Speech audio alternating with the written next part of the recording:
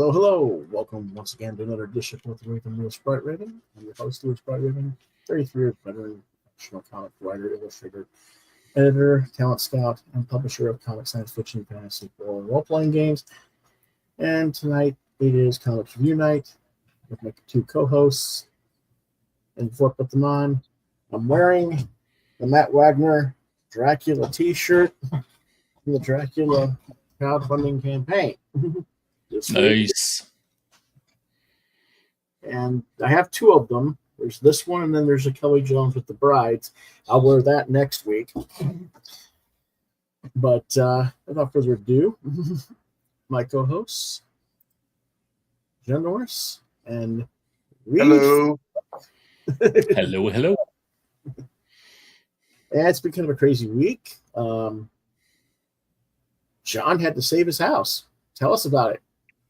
Yes. Well, I had three plumbing related issues that I was finally able to get the plumber out here for.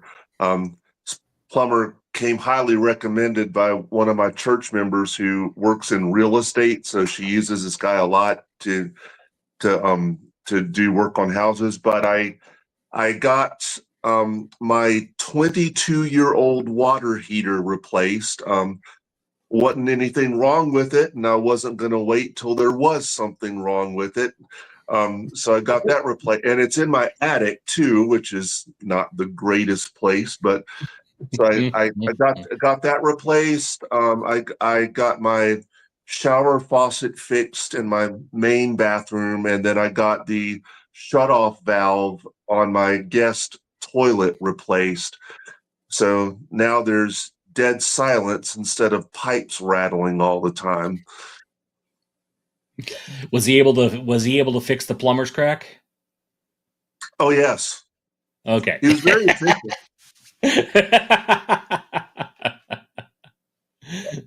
Okay. How was your week, Chris? It was a week, just busy with work and yeah. So. Well, I have sort of good news. I finally had my follow-up with the heart doctor today. They say it wasn't a heart attack. They say it wasn't a stroke. They still don't know what it is. So next month, they make me take a stress test to find out what's what. Oh, boy. So that's just so much fun. On the Midnight Monster news, the vet says he has maintained his weight for the last month, but he's anemic. That's good. That means he's got some problems with blood cells for the anemia, but that's commonplace for his kidney disease, so they gave him a new medicine, and thankfully he actually eats it because it doesn't stink, unlike his other medicine. So it's like, okay, I can actually put that on his food and he'll eat it. So hopefully that will improve the next time we see him for that. So that's what's going on with the kitty. Alrighty. So we've got kind of a short week this week because even though I'm wearing the Matt Wagner Kelly Jones Dracula, I did not get a chance to read the two graphic novels. That'll be next week.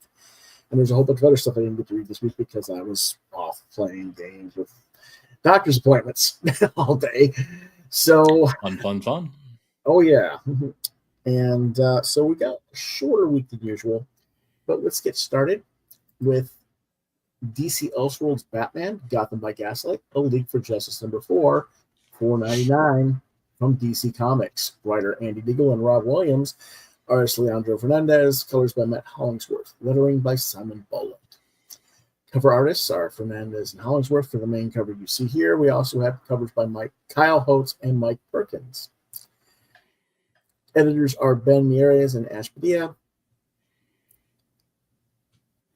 And the genre was science fiction superhero, released October 8th, 2025. What it's about. The League for Justice has found itself against a foe like none other, General Zod. Like we haven't seen that a billion times. Anyway, will this newly formed team succeed in their struggle for control over the kryptonite power source and its near infinite power, or will Zod use it to make the Earth, very Earth, kneel before him. Kneel before Zod. Why? Anyway, meanwhile, Cyborg and Flash, the two newest additions to the League, who are still getting acclimated to life outside of being prisoners in Luthor's laboratory, discover a dark secret that Batman is hiding in his cave. What did I think? Well, I don't care for this particular cover. It's just the two characters embracing each other in a handshake bond, which was not exactly something that was commonplace in the Old West like that, I don't think. But that's beside the point. It doesn't have a damn thing to do with anything that's going on in the story. You tell me, Chris, does the color, the Flash's lightning being the light source, make the color look very weak on the two figures? Well, I'm used to his lightning being yellow, so that's a point for me right there. That's a sticking point for me. Yeah, I mean everything's just kind of like a faded purple. So yeah, it's just looked like a faded out image. I'm not good with it. yeah, The story inside was okay, nothing spectacular, but okay. But I'm still kind of waiting for the story to get to the point, which hopefully, presumably, it will finally next issue. I'll give it 3 stars, but I'm really not all that keen on it. Our next book is Blood and Thunder, number 6, for $4.99 from publisher Image Skybound. And it's written by Robert Kirkman and Benito Serena. Artist is E.J. Sue, with lettering by Russ Wooten and colorist by Miss Asik, Michelle Asasarakorn. Yes, I can spell. I can pronounce your name. Covers by Sue and Miss Asik. David Lopez, Andy Tong, and Rex Locus, and Bernard Chang. The editor is Nietzsche Martian. Genre science fiction superhero. Released October 8th, 2025. What's worse, being hunted by a monster or teaming up with the last 2 people in the galaxy you can trust? Unfortunately, Blood and Thunder are going to answer that question in this issue. And this cover looks like someone sticking a razor in front of a face of a Beyonder. Or not Beyonder, but a Beholder, pardon me. yes, it does. That definitely looks like a beholder. Yeah, I'm like, yeah, okay. Somebody's like been playing too many D&D nights or something. I guess the whole point of this issue is to explain that Blood is dumb as a rock and her smart gun has more intelligence and ethical behavior than she does, which in turn tells you what the writer thinks of their audience, since Blood is the character that the reader is supposed to be sympathizing and relating to. Supposedly this concludes the story arc, and it doesn't even really finish the story. The prisoner, which is the beholder-looking critter there, pseudo-intellectually berates her for being an idiot and leaves, tells her not to follow, and she's going to follow him anyway into the next arc. That's pretty much the story. I've done this for 6 issues. I've had enough. Bye-bye. 2 stars. We've had 2 of them that are just lackluster. Let's have a good review, shall we, John? Sure, why not? Disney's Gargoyles, Dark Ages, writer Greg Wiseman, artists are Drew Moss and Martina Pignadoli, lettering Jeff Eckelberry.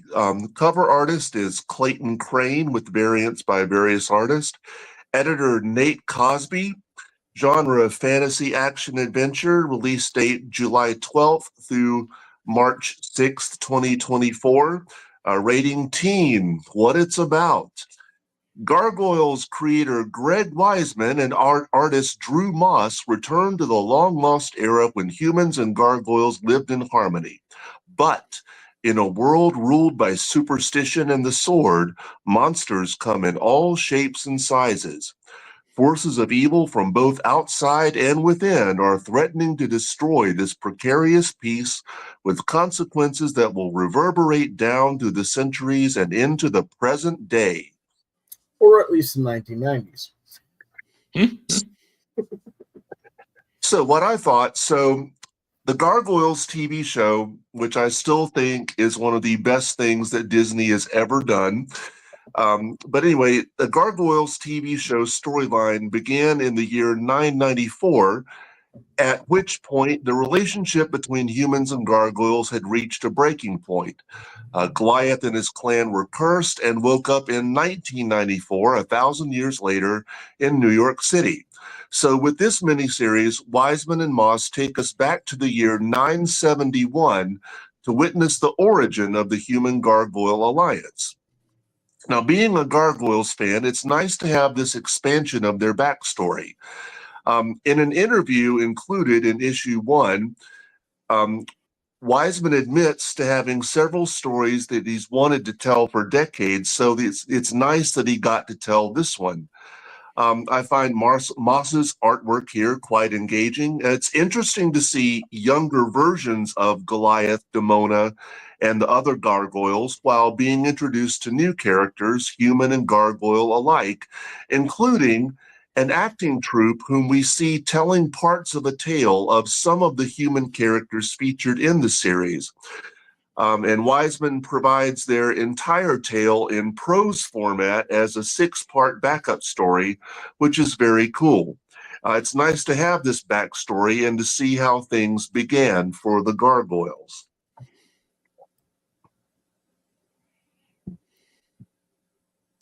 And you gave it 4 out of 5. Mm-hmm. Okay.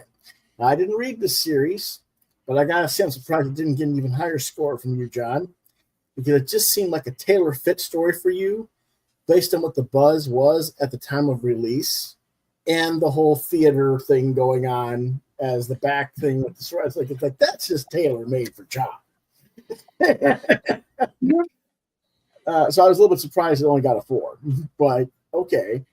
But I didn't realize this came out so long ago. This came out in 2023. Mm-hmm. I was like, what happened? Why did this take so long for you to get to the reviewing this, buddy? It was just, in the pile with the other stuff I haven't reviewed yet, so I'm playing catch up. Okay.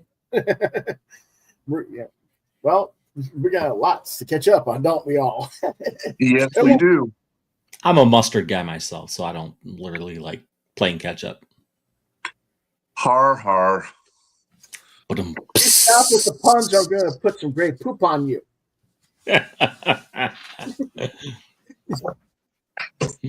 All right.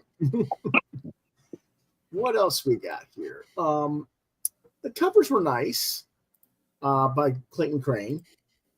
I like those. Okay. Drew Moss's art was okay. I wasn't that enamored with it. I'm not going to give it a score because I didn't read it. I only glossed through some of these. But the reason I haven't read it, it's not because I don't think it will be a good story or I won't like it. It's that I have no connection to the Gargoyles. I've never watched the TV show or anything. And you're missing out, man. It is one of the best animated TV shows out there. Yes, I keep hearing that. In fact, our friend Joseph Wolf that was here a few weeks ago on crowdfunding night, I can remember back in when it first came out. I can remember he had it on TV when I went over to his place one day, and I was like, "What is that? That was kind of neat." Because you don't know gargoyles. Yeah, there's really nothing like it. I mean, it's fantastic. And that was when it was first coming out. So I mean, it was just I didn't have a TV at the time, and so it was something I never got into. One day, I won't get into it. I've got the series on DVD. I'll have to let you borrow it sometime. Okay. Well, anyway, I think it's on Disney Plus too. So one way or another, I'll get around to it, guys. I promise. Okay. We will make you sit and we will make you watch this. Here's some of the artwork by Drew Moss. It's good artwork. I think that Martinez Pignagoli's coloring really brings a lot of quality out in his line art that I haven't. Because like Drew also did Silverhawks, right? Or is it Thundercats? Thundercats. Okay, and I didn't like it on the Thundercats as much. Yeah. The coloring wasn't as strong. I think the coloring here really brings out his line work very well. Mm-hmm. Here's another example. Yep. I tended to go with the double page spreads instead of the regular story pages that you gave me, just because the story pages just weren't that great. Oh, this art's really nice. No, the story in context of putting them on a screen, these look better. Yeah. That's all I'm saying.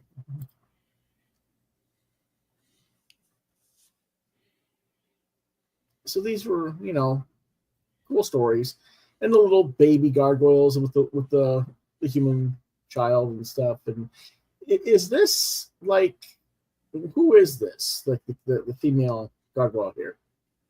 Looks like Demona. No, their names escape me at the moment, but there's some of the what they call the rookling gargoyles, so that they're the young gargoyles. Yeah, the children. Yes. That's not Demona. No. Okay. No, that's like, I was thinking, isn't it Demona's daughter? No, Angela. No, that's not Angela. Okay. I just wanted to make sure, because I mean, I there's so many characters I can't keep track of them all. So, all right. And then this is the one from the last image, which was the crew going up against a dragon. Yep. Or a wyvern, I should say. There's a difference. And I just I thought it was interesting. How he called a whole great dragon, but they call it wyvern over here. He's like, come on, Wiseman, there's a difference. Yeah, I don't see a stinger on that tail. Well, it's probably blocked in that picture. It's not necessarily all the way to the tip, but who knows, right? But okay, next book, John. All right. Now we have Gargoyles Quest. This is a 5-issue miniseries. Again, writer Greg Wiseman, artists are Pascal Coelano on pencils and inks, and Giovanna La Pietra and Valeria Verdi on colors. Lettering Jeff Eckelberry, cover artist Clayton Crane, with variants by various artists. Editor Nate Cosby. Genre fantasy action adventure. Release date April 17th through December 4th, 2024. Rating teen. What it's about: thwarted in her earlier attempts to gain control of the ancient magical artifacts known as the original keys to power, the evil Demona sets her sights on 3 new keys that will give her the ability to make any human in her vicinity into her willing puppet. All that stands between Demona and world domination are Goliath and the Manhattan Clan, but despite their best efforts, Demona always seems to be a step ahead, gathering one key after another. And once she has them all, the entire human race had better beware. So, after taking readers into the past and dark ages, Wiseman returns to the present day, 1997 to be exact, for this story. Now, it's been a while since I last read a Gargoyles comic or watched the show, so I had to refamiliarize myself with some of the characters, like in Dark Ages, there are quite a few of them in this story. But the main character here is Demona, Goliath's former mate and Angela's mother. Demona is one of those characters for whom it's easy to hate, yet when you know her backstory, you can kind of understand her actions, even if you don't agree with them. And I should have added this in here, but unlike Goliath and the rest of the clan who got frozen for 1,000 years, Demona didn't. So right. she lived all this time, seeing, the human hatred toward gargoyles and violence, which of course colored her perspective. But there's a brief yet poignant scene where Angela reveals the love she still has for her mother, even after all of the deception and hurt Demona has caused. There's also a nice scene in the first issue where Goliath is addressing the gathering of the Gargoyles Guild. Now, this is a reference to the Gathering of the Gargoyles, which was an actual annual fan convention that was held from 1997 to 2009 with 13 conventions total. I personally never attended one, but I now wish I could have. Because in addition to special guests such as Goliath's voice actor Keith David, panels and cosplay, guests could audition for and participate in radio plays along with the original voice cast. And I will tell you, if I ever got to perform a scene with Keith David, like I could die happy. Like that would be it. Because Keith David's voice is amazing, especially for Goliath. So I think it's very cool for Wiseman to acknowledge the fandom in that way.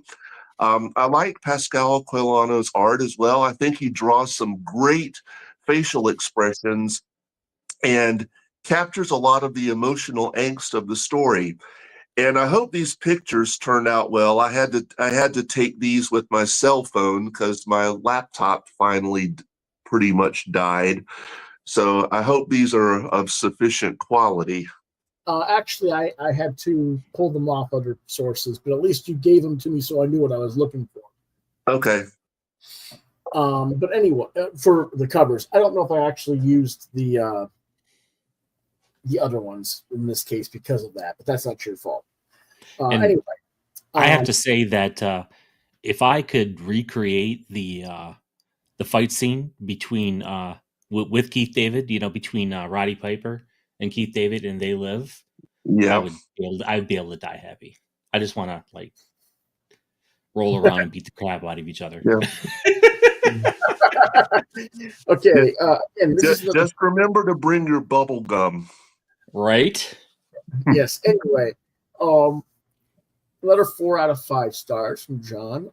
Yes. Got some really nice covers for this series. If I were a fan of the show, I'm pretty sure I would really like these books.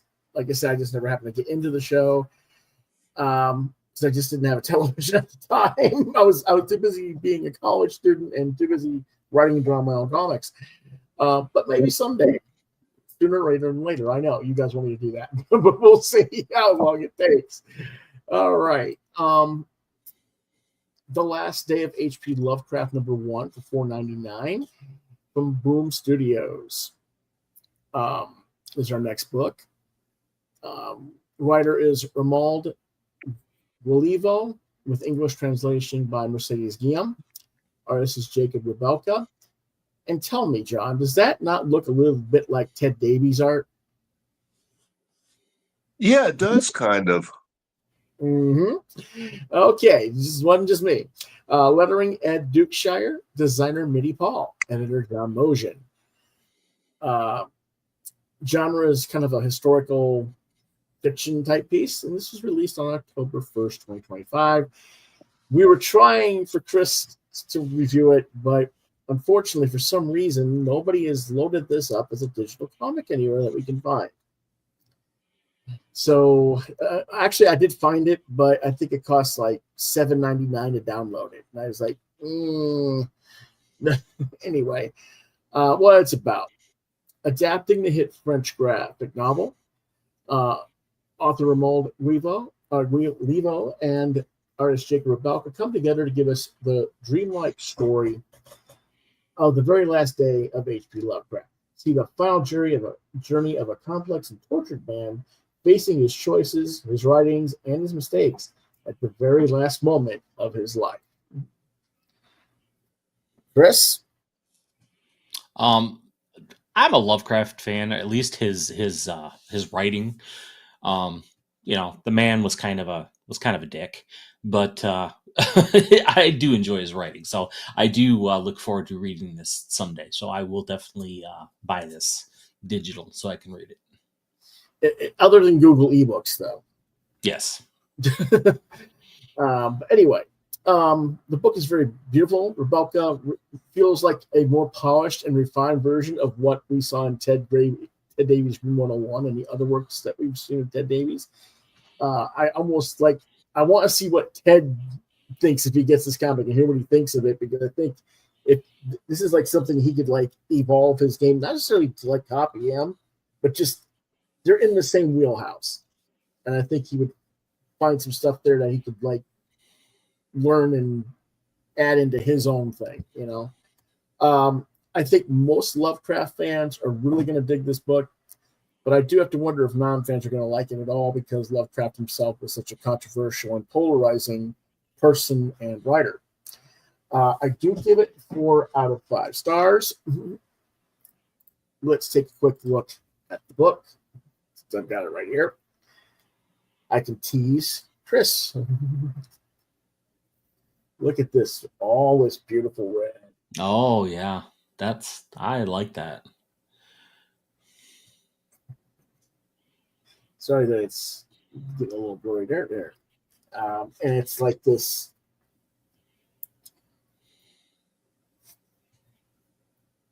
Oh, that's gorgeous, man. Wow. It's and then this stuff, the actual figures.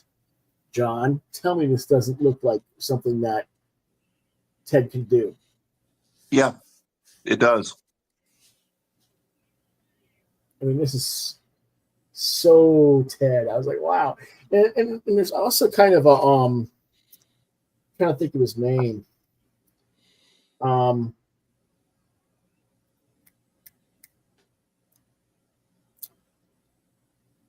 There's a little bit of Bisley in this too, I think. I can see that. A little bit of Bisley painting stuff. I could see that.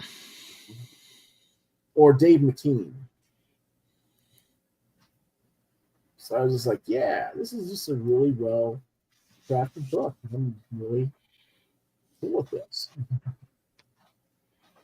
I'm looking forward to the next issues. I actually would not have released this as a miniseries. I would have gone direct to trade and just translated it. Oh, trade would have been nice, or yeah, graphic novel, yeah. That either, yeah. Because the French did it as a graphic novel to begin with. The French version is just a trade. But you know, here in America, we can't go straight to trade. We have to piecemeal everything like idiots. Who published this? Boom Studios. Oh, of course. Yeah, they're trying to get as much as possible out of each issue. What is each issue like? $7.50, $8 something? No, $4.99 for the. Oh, okay. Well, yeah, regular $4.99. Someone said, "I want to look at the Blood and Thunder. Show me the Blood and Thunder." Okay, there's your Blood and Thunder. There. Now, see, he doesn't look quite like a beholder there. right. He is like a giant, like alien Rasta guy. Like, I come to invade your planet, man.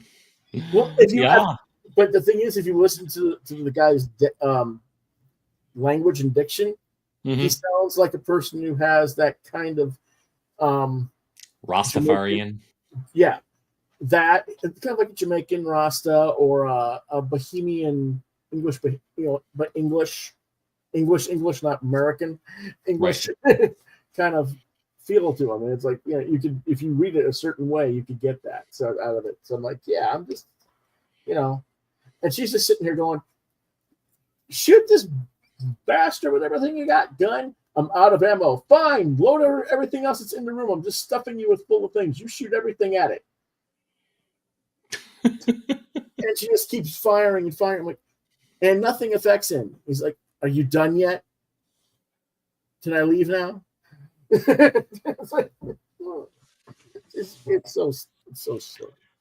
But anyway, that's why that only got a 2. But anyway, let's go on with the next book.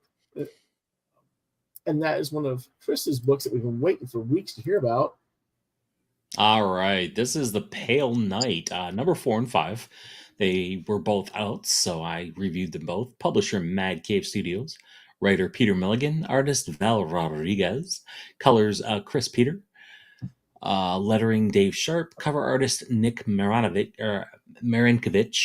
editor Marla Isaac, genre dark fantasy horror, release date August 27th, September 24th, 2025, with a rating of Teen Plus.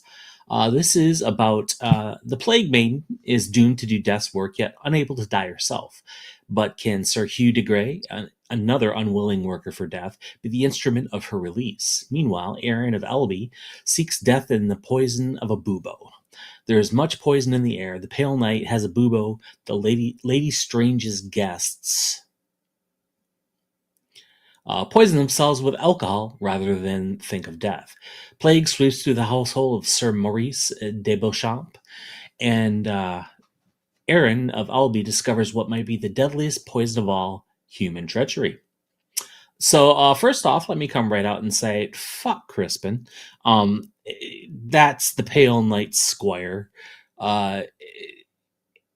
In one of these issues, he totally revolts and just smacks the knight over the head, and his life would be forfeit if he did that. Come on, I mean, anybody who knows anything about medieval, culture knows that. So yeah, his life would be forfeit for defying and attacking his lord like that. The betrayal was just really forced. Like they needed it for a plot device, but they couldn't figure out how to do it organically. So the writer just said, F it. I'm gonna, just have it happen out of left field. That kind of yanks my cranky reader chain a bit too hard. That being said, I do love the characters, the setting, the extensive use of the word buboes. Like, I swear it's used like 30 times in this issue, or throughout these two issues. The art, spot on for me, especially the use of textures and the color. Give the whole world just this gritty, dirty feel. Giving the whole series as a rating here, but the way they shoehorn the betrayal in to just do whatever really did lessen the work for me some. Okay, there's something missing here. Yep, there is. Okay, okay. You wondered if I was going to think lesser of it for other reasons.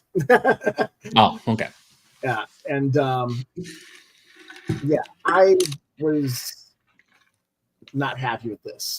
It's 2-for-5 with the Plague Doctor. It's a really nice cover.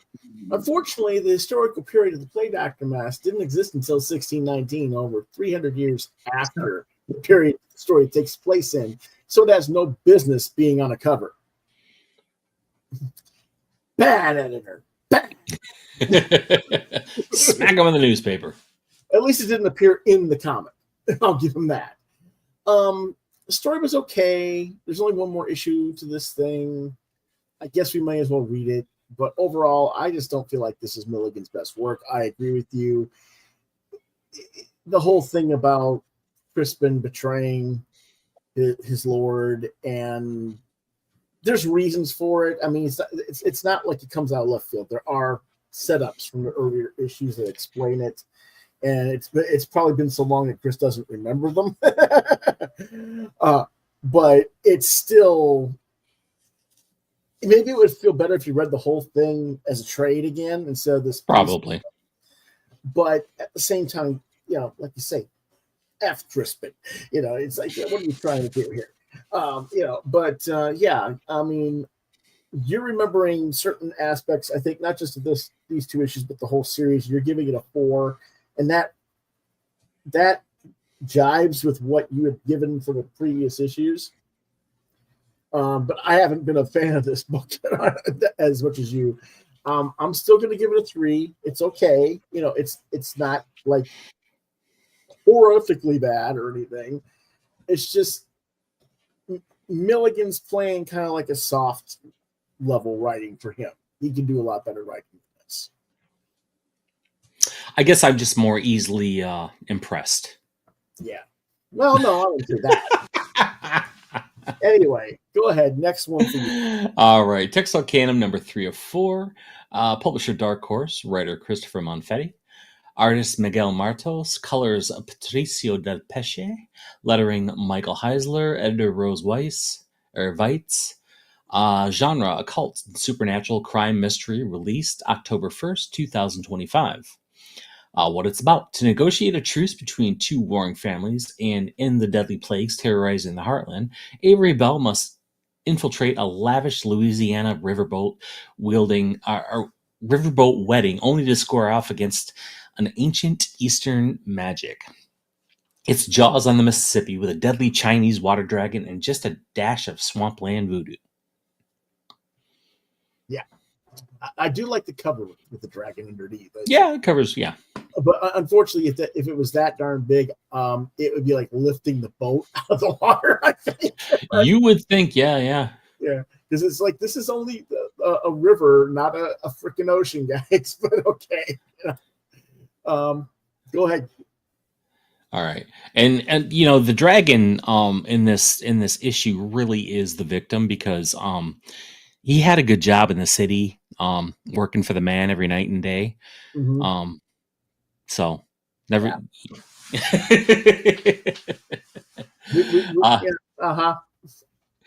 Had a good job in the city, working for the man every night and day.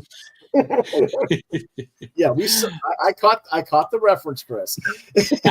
I'm going to start out saying that while this is it's a decent series so far, I'm not sure that I would continue to purchase this book month after month. The stories are entertaining enough, but nothing that quite piques my interest enough to continue past the story arc. The art's passable. There's just something about the way Miguel Martos draws people that bugs me and turns me off the story. It just doesn't fit. I don't know. I don't like it. Maybe the style is what's turning me off of the story. This is comics, a visual medium after all, but maybe Lewis has some other perspectives as well, because he doesn't seem to be all that thrilled with the series either. Anyway, the book does its job. There's just nothing that makes it stand out for me as being a superlative work. And I agree with you. It's getting to be too much of a Constantine ripoff for my liking, as they keep dragging out the point that Avery's already sold his soul to the devil, and the clock's ticking, and it really doesn't matter how much he does for others. He's already damned, blah, blah, blah. Been there, seen that. You're making me not give a damn about the book or the character. And I want to give a damn about the character, so stop fucking around and do something different with him. You've only got an issue left, so make it worth our time, people. It's just meh.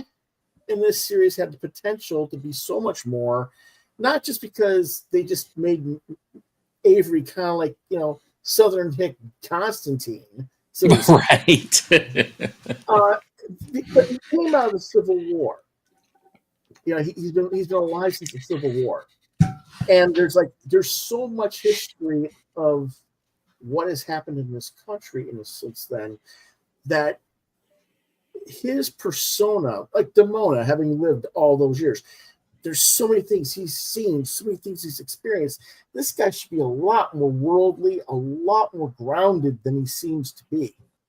Right. And it's just there's a depth that's lacking, in my opinion, on this character, and it's just meh. You could do so much more with this. Do something more with this. Am I wrong, Chris? No, not at all. Yeah, he's the character is very one-dimensional so far, and with like one issue left. Yeah, it's like, what are you going to do? I could see if this was an ongoing series that they were going to develop, but yeah. Well, I mean, it's like they just like the devil went down to Texas. He was looking for an Arkansas boy to steal, or something. It's like we laid a golden guitar at his feet or something. I don't know how to play guitar, but I'll run it over with my big old truck. and I'll use the wood for for magic spells or something. It's that's kind of what I get out of this book. Like, I feel like they could have done a lot more historically based stories to cement him from that era, and all the stuff that he's experienced throughout his life. So and how that pertains and how he perceives other things, because like he talks about knowing the Native American cultures and the Native American tribes in earlier issues. He's talking about knowing Asian cultures and all this stuff. Well, maybe it's because he's a world traveler as well, because he's lived so damn long, right? Or something. It's like, how does he know all this stuff? Well, I've got a silo with all this, all this stuff in there. Like, it's just not. There's no depth. It's. And so he's part Highlander too, apparently. Well, no, he sold. He sold his soul to devil for X amount of time, and now that time's coming up. That's all. But whatever. It is what it is. Let's take a look at some of the art for the series, and you can explain what it is that you're not liking. I can't. His faces. It's too cartoony for me, I guess. Like, it doesn't fit the series. It doesn't fit the serious and the gravitas of the series. Okay. It's too cartoony, almost like manga-ish. I don't know about manga, but okay. Well, some of his there's a few shots of that really just I didn't vibe with. So yeah. The body positioning in the last panel here, bottom right, is kind of dorky looking, in my opinion. The devil's like standing over him with his cane, looking at him like, "How you doing?"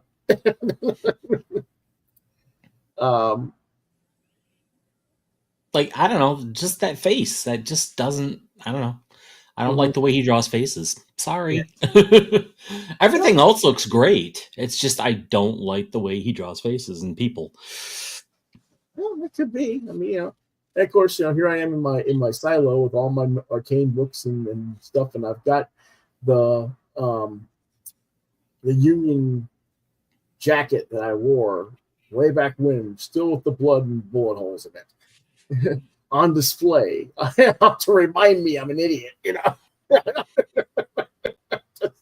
I don't know. So anyway, that's pretty much our show for tonight. But as far as reviews, we did have one question regarding New York City Comic Con or whatever it was this week. Jim Lee made an announcement that as long as he and Danielle Pies, or whatever her name is, are running DC, there will never be AI writing or artwork allowed at the company. Chris? And as soon as he said that, like 90% of the writers on their staff were like, shit, delete. He's going to know it's ChatGPT. Yeah, right.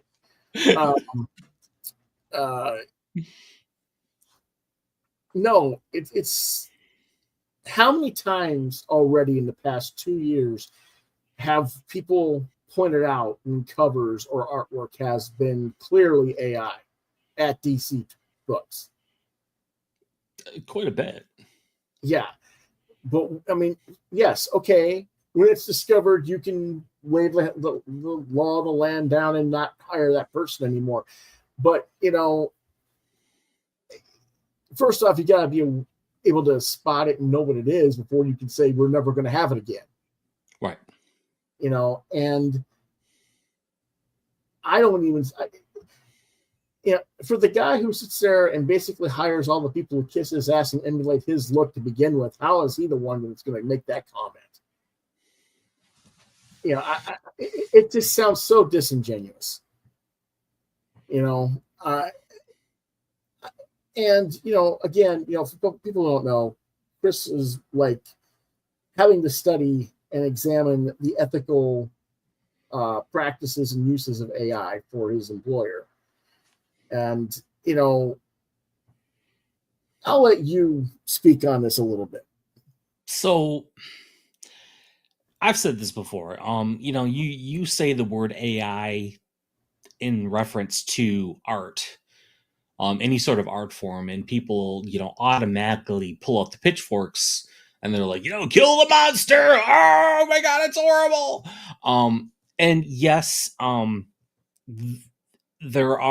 yes, AI is guilty of stealing from thousands and thousands of artists across the internet and not giving them credit. They don't get paid. There's that really bad aspect of it. But there's also another aspect of AI that people don't think about, and that's using it as a tool to either enhance your own art or as for layouts, to help with like layouts and designs and stuff like that. And for animation, you can animate your own art. And there's just a lot of ways that it can be used by an artist as a tool that's not any different than Photoshop, Clip Art Studio, any of the tools out there. They said the same thing when Photoshop came out. Like, oh, that's not real art because, all you have to do is push a button. No, that's not true. I've put together 2 movie trailers now, 2 animated movie trailers using AI, and I have put hundreds of hours into those trailers, compositing and editing and just music and everything else. So restructuring and yeah, exactly. It takes a lot to make it into a usable product. Right. You have to.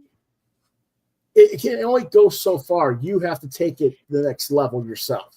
Exactly. Yes. So yes, there's button pushers, what we call button pushers. You push a button, and then they try and sell that as their stuff. And then there's the people who are using it as a tool, who know how to make art traditionally. They're just using it as a tool. So right, and that's what I'm saying. Well, you use this program. Okay, what are we doing? Are we saying we're going to blacklist everybody who uses these kind of programs? Oh, wait a minute. For the last 30 years, how many editors have told you have to use these programs to even be employed? Mm-hmm. Yep. There's so many artists these days that would never, ever have drawn digitally, except the editors and their bosses told them the only way we're going to keep you employed is if you draw using digital program. Exactly. Yeah. So there is no, it's a nonsensical statement to me. Yeah. And the short of it is AI isn't going anywhere. And right. The sooner we figure out how to use it, as my employer and I call ethically, to where it's not just blatantly stealing from artists and they're not getting credit or paid, the better off, we're all going to be. So, well, and like I said, what if I were to take the generic stuff that's out there, it's not a style. It's just like people doing let me look it up real quick here. Like kinetics, like motion, like poses and figures in motion. Yeah. Yeah. Figures in motion. And I'm just using the AI to keep rearranging it until I get a pose I want. And then I use the pose as reference, but then I'm physically hand drawing from that reference. I'm still physically using the traditional method of drawing in the final work. Yeah, exactly. It's just you're using it as a tool. Saw me using this stupid tool. Oh my God, he cheated. I don't want to use his work. I tell you, what if I told you that I use 17 or 18 different composites from 18 different artists to make a fucking composite figure and then use that as a reference. So let me ask you a question, John. You're a composer. You write music. I'm sure you've heard of Suno.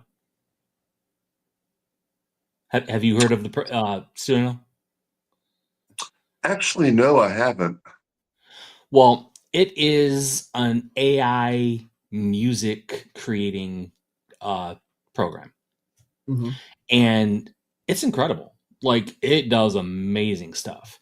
How do you feel about something like that encroaching on your industry? Like, so what I do is I go in and I write lyrics. I write lyrics for it, and then Suno puts the voice and the music to those lyrics. But I tell it the key signature, I tell it the time signature, or the key, the time signature, beats per minute, like everything. That helps shape it. But that is going to be used for an actual artist to recreate or to work off of to make the actual song. Right. Does that pose a problem for you, or are you like, no, that shouldn't be done, or how do you feel about that? Well, yeah, I'm of the mindset. I think, like we were getting at before, like AI is. I think AI is best used as a springboard. Exactly. And I just, and I mean, there's, if you're blatantly trying to copy someone else's work, no, absolutely not. But but as I think AI, if we're going to use it, it should be like a guide and not a crutch, but it's just like something like you can use to get an idea for something, but then take that and do your own thing with it. Exactly. And that's what we're talking about when you say ethical AI, and that should be the application for it, is using it as a springboard for real artists to create art. Like, it's like, okay, I can't explain to you exactly what I want because I don't know all the dynamics of the music. But I made this. This is the general area of what I'm looking for. And here you go. Yeah, it really helps take the grunt work out. Okay, because it comes up with some really good stuff. Now, if I were to put that out and try and sell that and be like, "Oh, here I create," now that's BS. Like, don't do that. But as to give to an actual artist to re-record and reinterpret in their way, absolutely. Yeah, it's basically, like John created the soundtrack for our opening sequence originally, and he did it by himself, and he made it, but on his own. But that could have just as easily been made through an AI, and then we handed it off to the actual band members who retooled it, added layers and stuff of their own, and performed it live for the actual performance. Yeah, and thank you, Joey. Yeah, that was a good answer, John. Thank you. So yeah, that's the thing. AI is a springboard. Yeah, AI is a final solution. No, I think that's the summation of our collective position. Yeah, and I think that surmises it perfectly. So okay, alrighty then. Again, that's been basically the only questions we've had was the whole AI situation because of what was said at the con. That, and what do you think of the idea of Jim Lee being at the head of DC for another 10 years? No comment.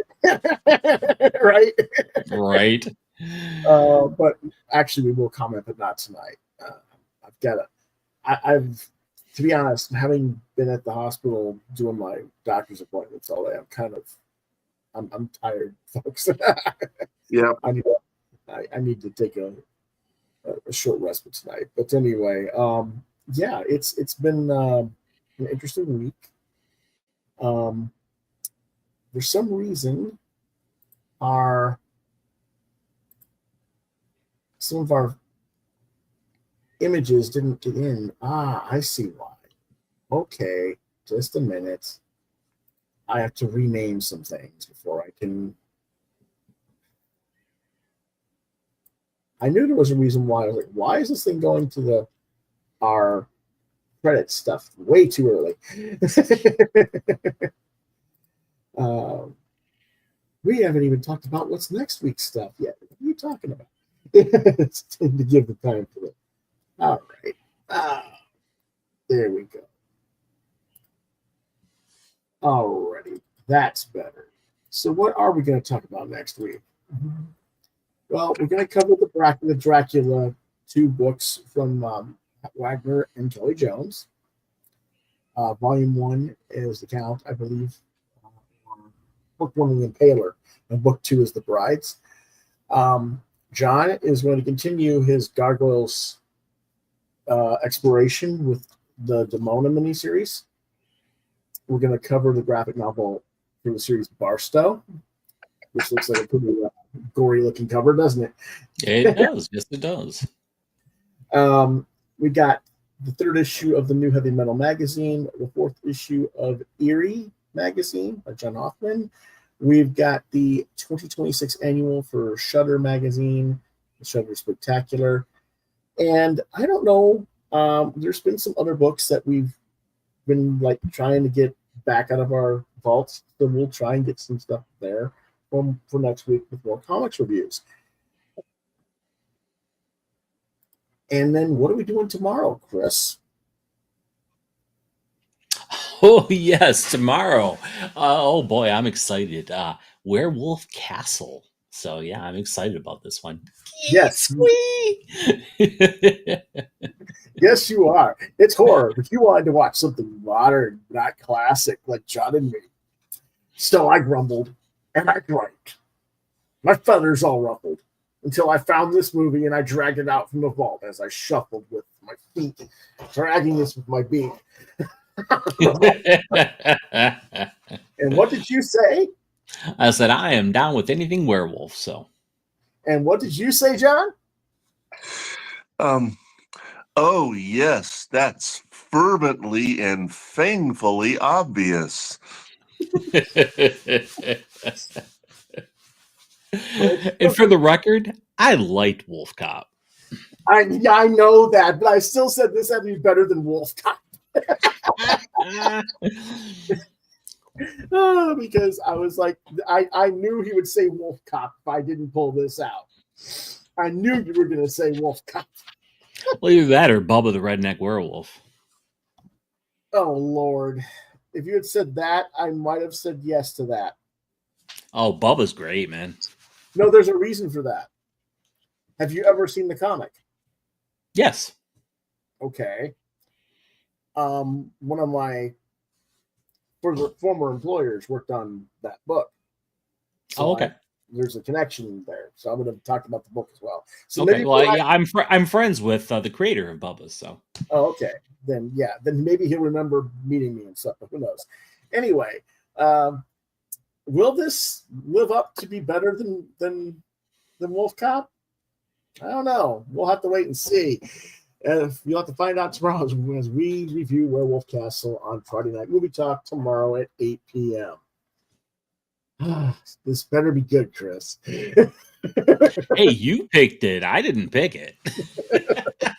No. You wanted a modern thing, and I'm like, Like, I don't want to watch old movies. Why do you make me watch old movies? Because John, I like old movies. Well, my old movies extend to the 80s, so if it was 80s, I'd be fine. Yeah, okay. Anyway, thanks for watching. I'll reach out on social media. I'm on Facebook at Lewis.BrightRaven, on the X Muskrat Children at LewisBrightRave2. You can find my artwork at DeviantArt.com/BrightRaven. You can find Chris's at FatBoy73 on DeviantArt. You've been watching Quoth the Raven, Lewis Bright Raven, exclusively on YouTube.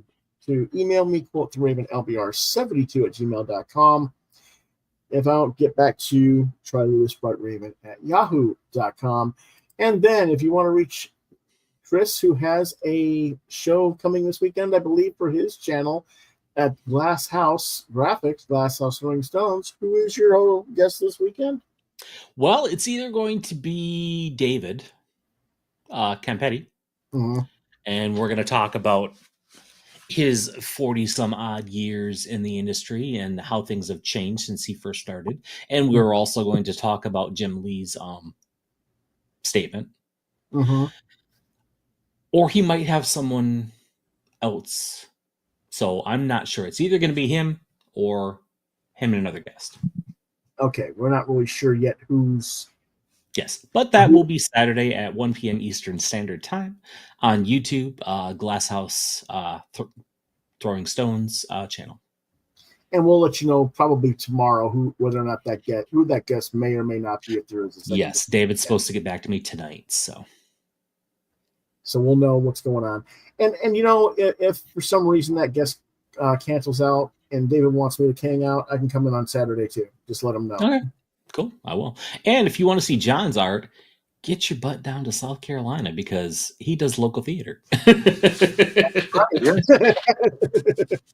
is correct. But when he's not doing church. Yes, church music. Yeah. But if you want to reach out to him and actually find out some what his compositions are, he can maybe send you some free samplers through grayfigaro@hotmail.com. Like maybe that Telos theme. Do you remember that, John? Yes, I remember it. But but give him a little bit of time because he's going to have to be getting himself a new computer since the old one just died. Yeah, I was going to say, hopefully you didn't lose everything on when your laptop died on you, man. No, I save everything on flash drives. So good deal. It's just a matter of what flash drive is everything on. Right. Now that's good. Back up your backup. Yep. Yeah. It's like how many flash drives, how many keyboards, how many. Anyway, yeah. Of course, these days your freaking desktop's the size of a flash drive. It's ridiculous in a way. But anyway, that's all we got for you tonight, folks. We'll see you next time. Thanks for watching. Quoth the Raven, nevermore.